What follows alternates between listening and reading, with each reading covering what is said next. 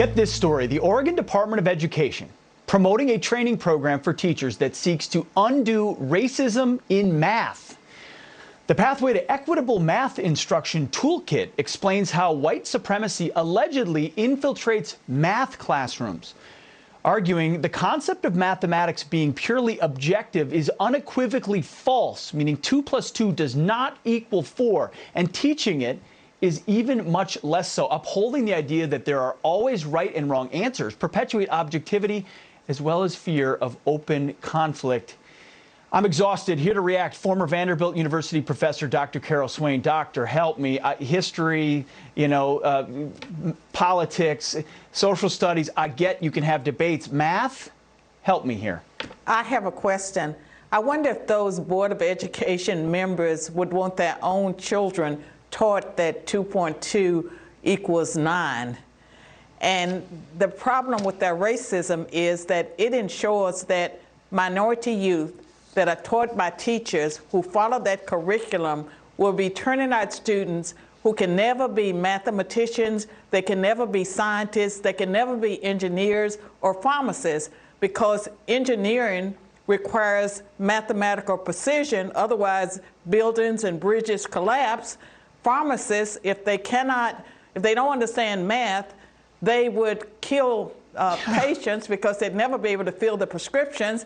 And so it is lunacy of the political left. And so I would encourage white people that are on board with that kind of diversity training, ask yourself, do you want your children taught that way? Because I fear that everyone's child is going to be taught that nonsense, and the only hope we have comes from homeschoolers, as well as those people who have their children in schools that are teaching traditional education, basic principles. Basic math.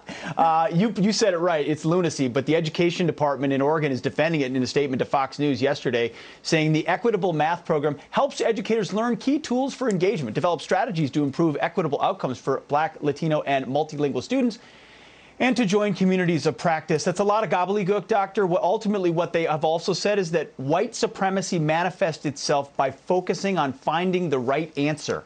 How can finding the right answer be white supremacy? The thing about it is that it is so racist, because they're saying that minority students cannot learn the same concepts that white students and everyone else can learn.